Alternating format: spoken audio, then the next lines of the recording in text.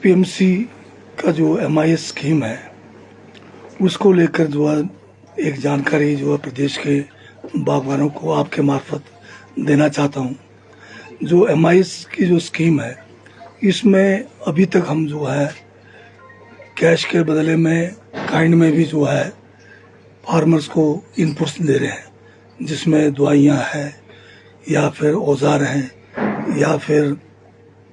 खाद है, ये सारे हम देते रहे। लंबे समय के तजुर्बे से ये देखने में आया कि ये सिस्टम भी कुछ थोड़ा ठीक नहीं बैठ पा रहा है। अब इसमें हमने ये फैसला लिया है कि जो एमआईएस स्कीम के तहत बागवानों को जो हमने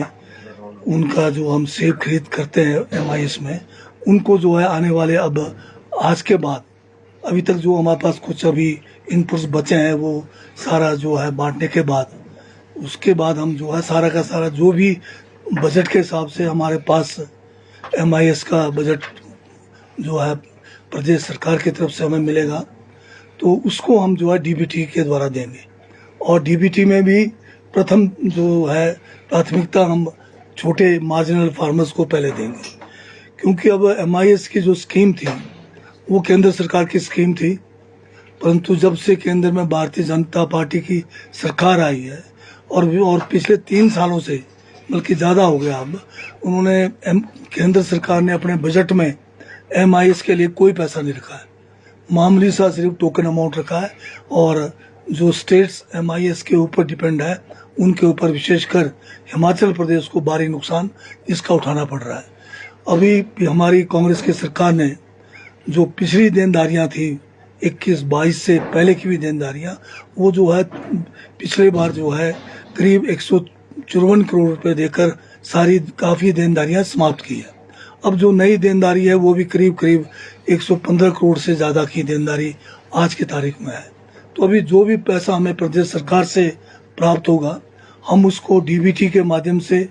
छोटे फार्मर से शुरू करते हुए हम अपने बागवानों को देंगे, चाहे वो सेब के बागवान है, चाहे हमारे नींबू प्रजाति के निचले क्षेत्र के बागवान जो एमआईएस के तहत जिन्होंने अपने फल एचपीएमसी को दिया है उसको हम शुरू करेंगे। ये मैं आपके माध्यम से बागवानों को एक संदेश देना चाहता हूँ। सर, जैसे इंपोर्ट ड्यूटी को लेकर लगातार बातचीत भी हो रही है और हिमाचल की चिंताएं भी बढ़ रही है कि अब सेब का क्या होगा या एक्सपोर्ट का क्या होगा। एचपीएमसी की अगर बात की जाए या किस तरह से इनको कैसे सेब के बायो प्रोडक्ट बनाने हो या कैसे हिमाचल प्रदेश इसके लिए खुद कैपेबल होने की कोशिश करेगा। अब सेब का जो मार्केट है या फ्रूट्स का आप अमूमन लें, इंटरनेशनल लेवल की मार्केटिंग होती है इसमें, और इसमें जो है एक कानून के तहत हम जो बाहर से इंपोर्ट करते हैं उसके ऊपर हम टैक्स लगाते हैं, और टैक्स इतना लगाते हैं ताकि वहाँ से ज़्यादा माल इधर ना आ पाए और हमारा जो डोमेस्टिक प्रोडक्शन है उसके साथ उसका जो है कंपटीशन ना हो। परंतु आप जानते हैं कि भाजपा की सरकार बोलती कुछ है करती कुछ है। अब मोदी जी जब हिमाचल में आए और अपने चुनाव में बार बार सेब की तारीफ करते रहे और कहा कि इंपोर्ट ड्यूटी उस समय 75% था, बढ़ा के 100% करेंगे, परंतु इनके अपने शासनकाल में 100% तो क्या होना था, जो 75 था उसको इन्होंने घटाकर 50 पे लाया। और अभी हाल में जो है एक बड़ा शौक जो बागवानों को दिया वो 25% पे जो है न्यूजीलैंड के साथ इन्होंने करार कर दिया। और अभी फिर एक कहते हैं कि इन्होंने बहुत बड़ा डील कर दिया, जिसको कहते हैं बड़ा मतलब एक मदर ऑफ ऑल क्या कहते हैं एग्रीमेंट्स, उसमें भी हमें मार खिला दिया है। अब जो यूरोपियन यूनियन के साथ एग्रीमेंट हुआ है, अब उनका सेब भी यहाँ पर जो है बहुत कम इंपोर्ट ड्यूटी पे आएगा, अब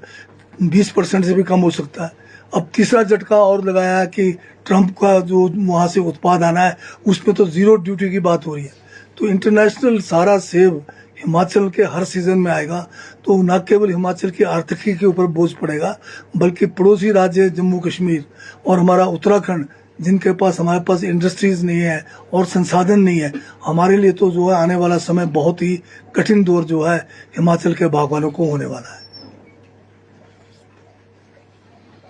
ठीक है, थैंक यू।